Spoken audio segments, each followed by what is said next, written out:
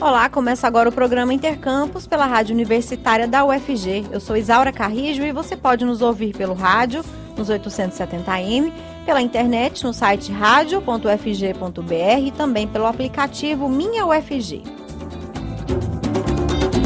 A edição do primeiro semestre de 2019 do programa Universidade para Todos, o ProUni, teve quase 950 mil candidatos inscritos. Segundo um balanço divulgado pelo Ministério da Educação nesta segunda-feira, 946 mil candidatos realizaram 1.820.446 inscrições no sistema. Cada candidato podia escolher até 2 opções de carreira. O ProUni oferece bolsas de estudo parciais e integrais em cursos de graduação em instituições particulares no Brasil. As inscrições foram encerradas no domingo, dia 3, e a primeira chamada será divulgada na quarta-feira, dia 6. Ouça o Intercampus também pela internet no site da Rádio Universitária ou pelo aplicativo Minha UFG.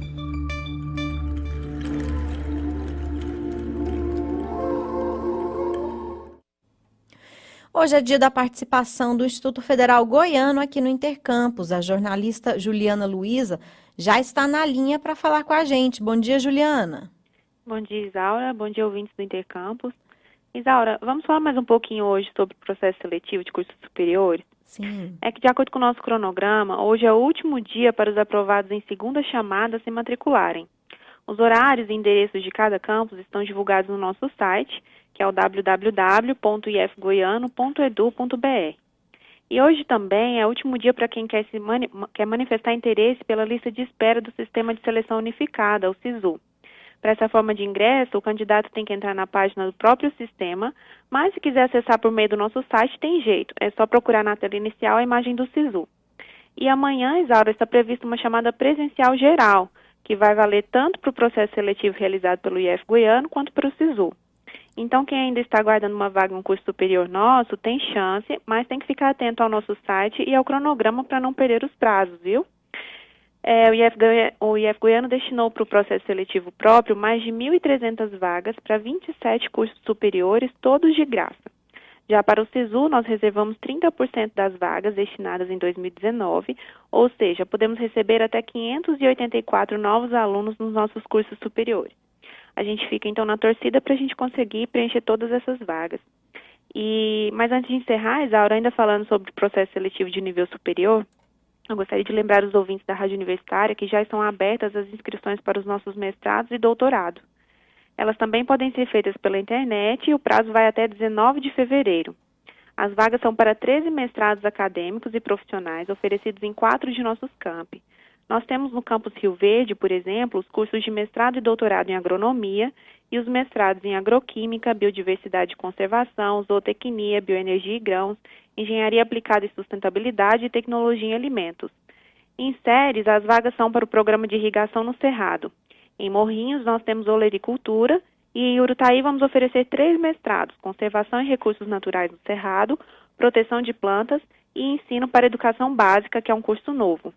Além de todos esses, Isaura, nós temos também no campus Morrinhos o programa de pós-graduação em educação profissional e tecnológica, o Prof-EPT, que também está com inscrições abertas até 7 de março.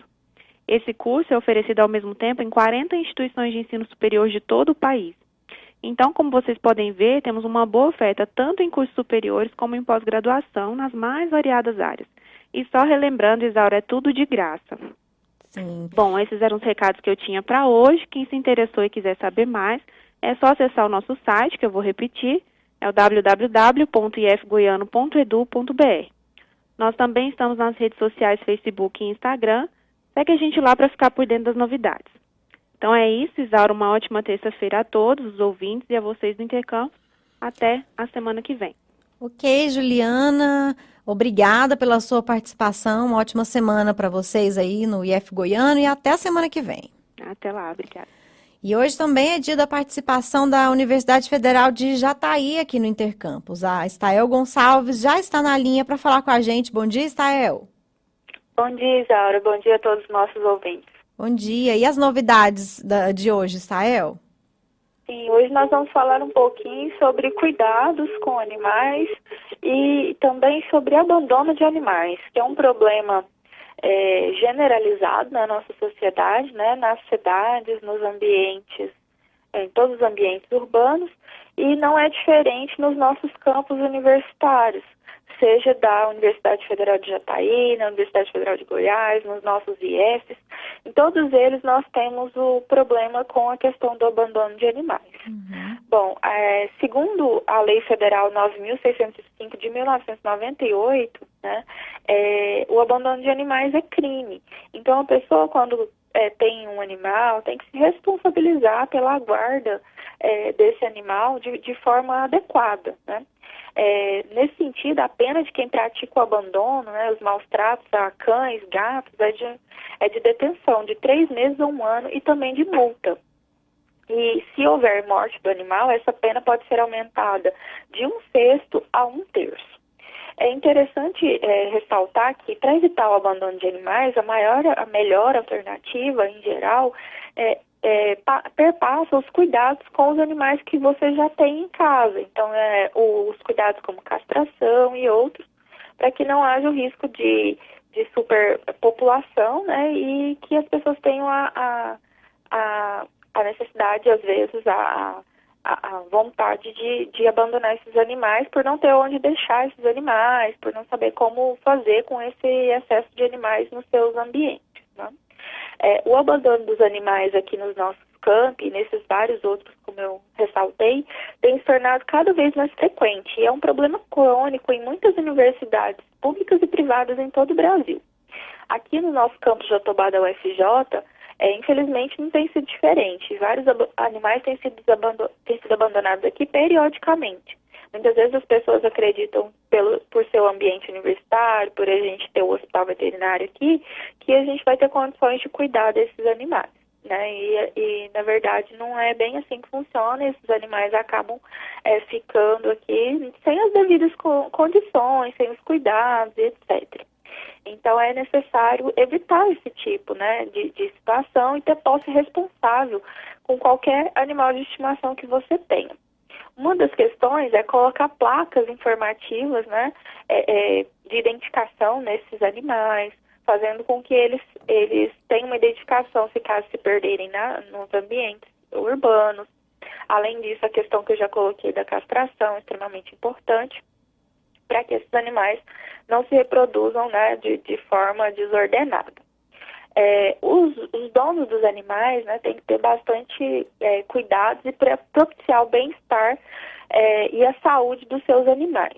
Então, a gente sabe que a companhia de um cão ou de um gato, né, é interessante, diminui sinais de estresse, de cansaço, de ansiedade e aumenta a sociabilidade, tanto de adultos quanto crianças. Também diminui, em geral, o sedentarismo dos donos, combate depressão, conforta crianças e idosos, né? São incentivadores também da projeção sentimental, mesmo naquelas pessoas que têm temperamento difícil.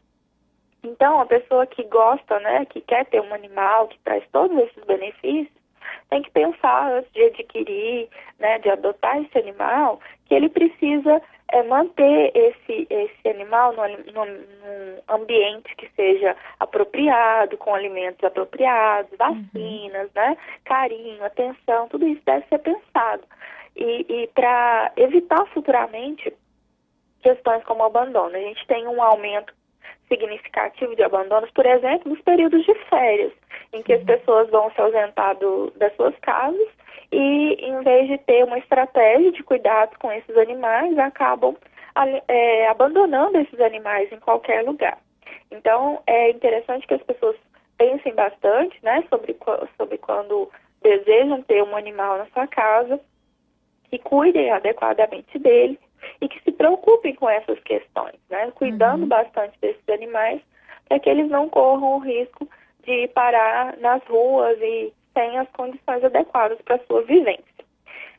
Na instituição a gente desenvolve várias campanhas, né, no incentivo da castração, como ações que a gente tem feito em parceria com a Secretaria Municipal de Meio Ambiente aqui, castrando cães e gatos da cidade. Mas cada um que tem um animal, né, deve ter os seus cuidados com o seu animal e fazer o possível para que eles tenham, né, um ambiente de vida o mais saudável possível e não sejam deixados, né, à sua própria sorte em qualquer ambiente dos quais a gente não sabe se eles vão ser bem tratados ou não. Tá bom? Então a gente queria falar um pouquinho sobre isso hoje, que é algo que é muito forte na nossa sociedade, né? Muitas pessoas ainda têm o hábito de abandonar animais e inclusive, como eu disse no início, configura crime e tem que ser algo cuidado pela nossa comunidade, pelas nossas autoridades também. É isso aí, Stael, valeu o alerta, né, para quem estiver ouvindo, né, o animal não é objeto, né, a pessoa tem que se programar para ter, tanto em relação aos recursos, né, quanto ao tempo, se vai conseguir passear, se vai conseguir sair, para manter, né, o bem-estar do animal em casa. Stael, obrigada mais uma vez pela sua participação e até a semana que vem. A gente se fala na próxima semana. A gente se fala, até lá. É. Nós vamos agora fazer um intervalo e voltamos já. O Intercampus volta já. Jornal das 6. De segunda a sexta, 6 da noite. Nas ondas da Rádio Universitária desde 1980. Sintonize. Voltamos a apresentar Intercampus.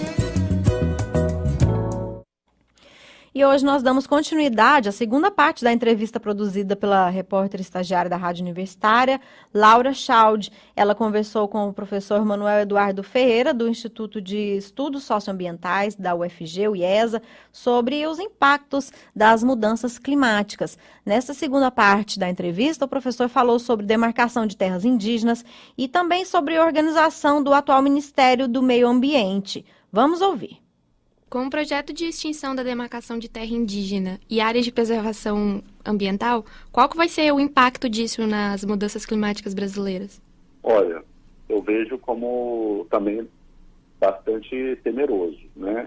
Essa mudança de políticas em prol das terras indígenas e áreas de conservação. No meu entender, o que acontece? Foi feito um grande trabalho, isso a gente tem que reconhecer, dos governos passados, sobretudo no governo do governo do ex-presidente Lula, esse período, né, até acho que o primeiro governo da ex-presidente Dilma, houve um favorecimento da demarcação, do reconhecimento de terras indígenas e também de áreas de proteção ambiental, né, de preservação, unidades de conservação, melhor dizendo.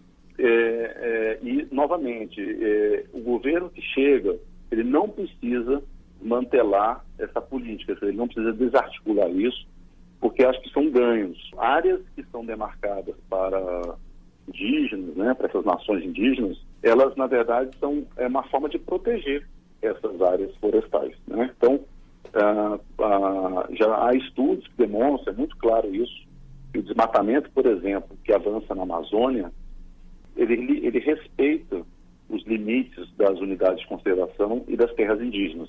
Pouco desmatamento entra nessas áreas. Isso demonstra que aquelas áreas, elas exercem uma governança, né, territorial muito interessante, que o governo jamais poderia fazer, porque ele não tem condições econômicas, né, para implantar lá um sistema de fiscalização muito forte, né? Quer dizer, a gente faz um monitoramento por satélite, mas não tem em campo mesmo fiscais, né, toda a segurança para proteger essas áreas.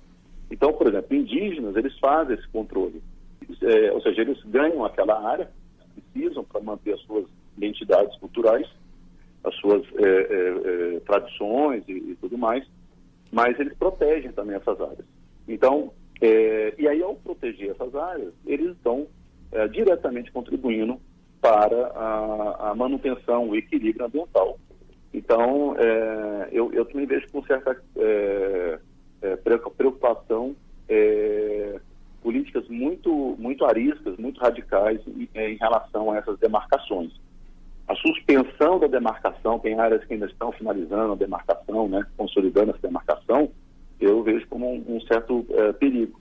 porque justamente elas favorecem a proteção desse ativo ambiental. Numa área florestal, por exemplo, aqui no Cerrado também, com as comunidades tradicionais, por exemplo, não só na Amazônia, mas no Cerrado também é importante essas unidades de conservação e esses territórios de comunidades tradicionais também favorecem, e também indígenas, também favorecem a manutenção desses ambientes. A Amazônia tem uma área de proteção bastante extensa, eu diria interessante, uma área que passa dos 50% do bioma, com demarcações, seja com terras indígenas, seja com unidades de conservação, parques estaduais ou federais. Porém, os outros biomas no país não. Os biomas no país praticamente não chegam a 5%, 6% da sua área conservada, mantida por unidades de conservação ou terras indígenas. A gente não chega a 10%, né? No Cerrado, por exemplo, não se chega a 10%, se você considerar todas essas áreas. Esse percentual é muito baixo. Na Amazônia, você tem um percentual vamos dizer assim, atingiu um ponto interessante para manutenção. Agora você não pode voltar atrás, né? Porque você já fixou ali uma área interessante para manter aquele bioma. Nos demais, falta ainda políticas que favoreçam a criação de unidades de conservação, ao meu ver. E no cenário econômico, a gente pode pensar também que a agricultura, ela também não quer esse respeito. Eu penso que os agricultores, né, o setor, também já viu que o desrespeito a essas políticas, ele também desfavorece a sua atuação. Então, por exemplo, como eu falei, os países, né, ligados a essas cúpulas do clima, né, esses painéis, né, intergovernamentais das mudanças climáticas, eles estão de olho nessa atuação, né, no Brasil. Eles estão vigilantes, né? Eles têm eles têm um conhecimento vasto sobre o nosso território, têm um conhecimento interessante sobre essas mudanças que acarretam mudanças climáticas, então eles estão vigilantes. O nosso setor agrícola também não quer esse desrespeito, né? Tanto é que eles não aceitaram, por exemplo, a união das pastas de meio ambiente e agricultura. Eles preferem mantê-las separadas porque veem com bons olhos uma pasta que pode fiscalizar, que pode também coibir ações de grande impacto. Enfim, então a gente eu acredito que a gente esteja num momento caminhando para um entendimento mais claro desse equilíbrio. E, professor, durante a Conferência de Mudanças Climáticas da ONU, foi dito que as promessas para conter o aquecimento global não estão surtindo efeito. Quais que deveriam ser as metas mais concretas deste acordo? Bom, o Brasil tem, na verdade, metas bastante concretas, né, que já foram assumidas, que é, por exemplo, um reflorestamento, né, uma restauração, né, florestal. Eu falo floresta, não significa que é só áreas com árvores, né, com fisionomias arbóreas, né, florestas, etc. Nós temos todas fisionomias diversas, né, de vegetação.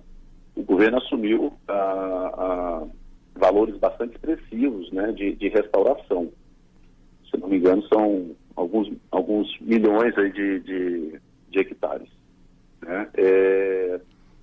Isso dentro aí dos próximos anos, né? Dentro dos próximos 10 anos, precisaremos restituir, né, reconstruir áreas com matas, né, ou vegetação nativa, aí na ordem de 12 milhões de hectares, se eu não me engano. São números bastante expressivos. E isso é uma meta bastante robusta, tanto é que ela era bastante elogiada, né? Até, vamos dizer assim, o setor ligado a essas políticas, né, dessas propostas, né, nas conferências da ONU sobre o clima, eles eram muito fortes, elogiados, porque o Brasil tomou a dianteira naquele momento. Isso há alguns anos, de 2015 para cá, o Brasil assumiu uma liderança nessas políticas. Nós temos metas também, né? Nós temos programas de monitoramento de desmatamento, né? Por exemplo, recentemente foi criado programas como vou citar o PRODES Cerrado, por exemplo, é um programa de monitoramento de desmatamentos por Cerrado. Já existe o PRODES da Amazônia, por exemplo. Esses programas são conduzidos pelo Ministério da Ciência, Tecnologia e Inovação e Comunicação, né? Junto ali ao Instituto Nacional de Pesquisas Espaciais. Eles conduzem esses programas de monitoramento. Aqui na UFG, o Instituto de Estudos Socioambientais, né, por meio do seu laboratório de processamento de imagens e geoprocessamento, tem participado desses programas, desses projetos. Tá? Por exemplo, no LAPIG, né, nosso laboratório faz um monitoramento das áreas de pastagens, no sentido de avaliá-las em termos de qualidade, de biomassa, de degradação, né, de suporte ao rebanho, né, nutricional, suporte nutricional. Temos avaliado as pastagens, por exemplo, para indicar áreas que os pastos precisam ser recuperados e outras que ele pode ter sua produtividade estendida. Isso é uma meta interessante, né, que é apoiada pelo próprio governo federal, né, assim, né, era até o ano passado, por exemplo, e apoiado por várias iniciativas internacionais, várias ONGs, instituições, fundações que apoiam esses projetos no país. Então, eu não vejo que a gente, na verdade, assim, as metas, o país colocou metas interessantes e elas estão sendo seguidas, né? E tem que ter controle, tem que ter monitoramento para saber se a gente vai conseguir atingir essas metas. Então tem que fiscalizar, tem que acompanhar. Mas eu diria que a gente tem programas hoje, um dos programas muito interessante também, que está aí chegando ao seu final, pelo menos dessa primeira etapa, é o programa de agricultura de baixo carbono, por exemplo.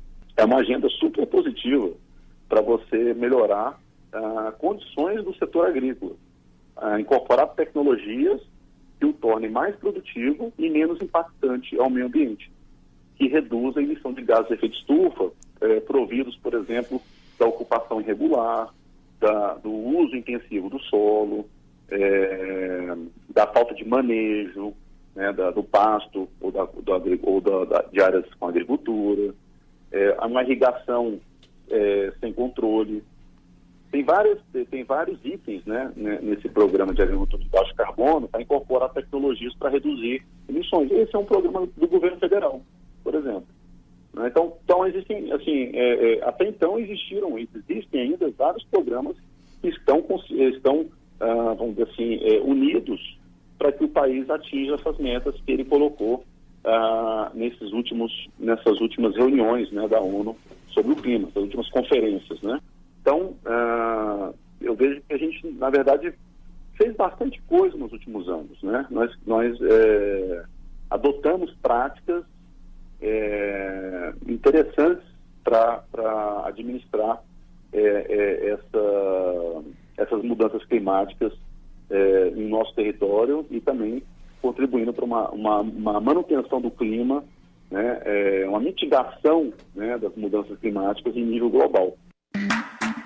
Intercampus, de segunda a sexta, às 11h30 da manhã. Fique ligado.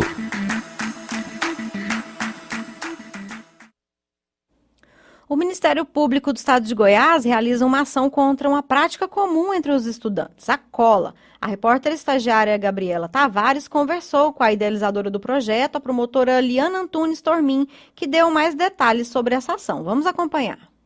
O Ministério Público do Estado de Goiás quer ampliar e dar mais visibilidade à campanha Não é Vantagem. Esta campanha é desenvolvida desde o ano passado em escolas de todo o estado e tem como objetivo prevenir e combater atos de corrupção do dia a dia, como uma cola durante a prova, por exemplo, difundindo conceitos de ética e honestidade. Para levar essas reflexões ao ambiente escolar, o MP de Goiás está lançando um concurso para que estudantes participem deste debate por meio da produção de vídeos que tratem sobre o tema. Para conhecermos melhor a campanha Não é Vantagem e o concurso de vídeos lançado, o Intercampus conversa hoje com a promotora de Justiça e coordenadora do Centro de Apoio Operacional de Educação do Ministério Público de Goiás, Liana Antunes Tormin, idealizadora e incentivadora da campanha. Obrigada por aceitar nosso convite, Liana. Obrigada a vocês, o prazer é nosso. Então, Liana, para a gente começar, tem como você explicar como que surgiu e qual que foi a motivação dessa campanha? Olha, a campanha surgiu num contexto em que se discute intensamente no nosso país a importância da honestidade, da ética, o combate à corrupção. Aí, considerando as atribuições institucionais do Ministério Público de combater os atos de corrupção, nós idealizamos essa campanha que tem o propósito de levar os estudantes a refletirem sobre as formas de prevenir, de combater os atos de corrupção que acontecem no ambiente escolar. De forma que a nossa intenção é fazer com que o estudante assimile essa ideia e difunda em casa, na vizinhança, para que a gente comece a promover uma mudança de cultura desde cedo, nas gerações mais novas, e vai atingindo todas as gerações para que o nosso país melhore. E como é que funciona essa campanha nos dias a dias, tipo na prática das escolas? Olha, nós confeccionamos materiais de postagem em rede social, um vídeo que vem sendo veiculado na mídia, e o Ministério Público de Goiás está realizando, por meio das promotorias de justiça, concursos envolvendo os estudantes da rede pública estadual. Então, esses estudantes são instados a refletirem sobre o assunto pelas escolas da rede pública e, em seguida, eles são levados a produzir um vídeo sobre essa temática, prevenção e combate aos atos de corrupção no ambiente escolar. Os melhores vídeos estão sendo premiados pelo Ministério Público. A gente está fazendo a premiação com bicicletas e leitores digitais. Atualmente, esse concurso está em curso em 9 promotorias de justiça, que são em 9 municípios, aliás, por meio das promotorias de justiça, né? Os municípios são Cromínia, Orizona, Piranhas, Posse, Rio Verde, Inhumas, Mozarlândia, Vianópolis e São Luís de Montes Belos. Então, os colegas estão conduzindo esses concursos e eles estão em fases distintas, né, de andamento. Paralelamente a isso, nós fizemos uma parceria com o Sindicato dos Estabelecimentos Particulares de Ensino de Goiânia. O sindicato vai realizar o concurso público na rede particular de ensino de Goiânia. Esse concurso foi lançado na última quinta-feira e o nosso propósito agora é envolver também a rede particular de ensino de Goiânia nessas reflexões. E quem que pode participar e quais que são os critérios que vão ser analisados para a seleção dos vídeos? Olha, podem participar nos concursos promovidos pelo Ministério Público estudantes do ensino fundamental 1 e 2 e do ensino médio. No concurso realizado pelo CEP nas escolas particulares aqui em Goiânia, a premiação é destinada para estudantes do 6º ano em diante, ou seja, Fundamental 2, mais ensino médio. Os requisitos são a adequação ao tema, a originalidade, a criatividade, né, a inovação. E a ideia é que os estudantes produzam vídeos caseiros mesmo, vídeos simples que tragam uma mensagem importante. Todo esse material que for produzido vai ser difundido em nossas redes sociais, porque a gente pretende dar maior amplitude, né, o maior alcance a essa mensagem que é tão importante. E na sua opinião, como coordenadora, né, do Centro de Apoio Operacional da Educação, você acha que projetos como esse ajudam a construir uma sociedade menos corrupta? Demais, eu acho que é fundamental. Há pouco tempo nem se consideravam esses pequenos atos de corrupção como atos de corrupção mesmo. Então é o colar na prova, furar a fila na cantina, não devolver um troco a mais, né, não devolver um livro da biblioteca. Tudo isso, há pouco tempo atrás, era tido como algo pouco significativo, uma coisa normal na cultura, né, do nosso povo. Mas a gente tem provocado essas reflexões para todos perceberem que é assim que se começa, né, a prática de um ato de corrupção. Deixando de lado os princípios da honestidade, da ética, nessas pequenas ações é que o indivíduo se habitua a cometer mais transgressões. Então, a importância de transmitir essa mensagem para o estudante é imensurável. Né? Então, olha, desde o início, nunca falte com a verdade. Desde o início, nunca seja desonesto, mesmo nos pequenos atos, que, na verdade, no dia a dia se transformam em grandes atos mesmo de honestidade e de ética. Por isso que é importante combater a corrupção desde cedo, né? Exatamente. Assim a gente consegue transformar o nosso país. Nós conversamos com a idealizadora da campanha Não é Vantagem, a promotora de justiça Liana Antunes, do Ministério Público do Estado de Goiás. Muito obrigada pela sua participação aqui na Rádio FG. Eu que agradeço, estamos à disposição. E com essa entrevista, a gente encerra o Intercampus de hoje. Os trabalhos técnicos foram de Jorge Barbosa. A todos, obrigada pela audiência e até amanhã.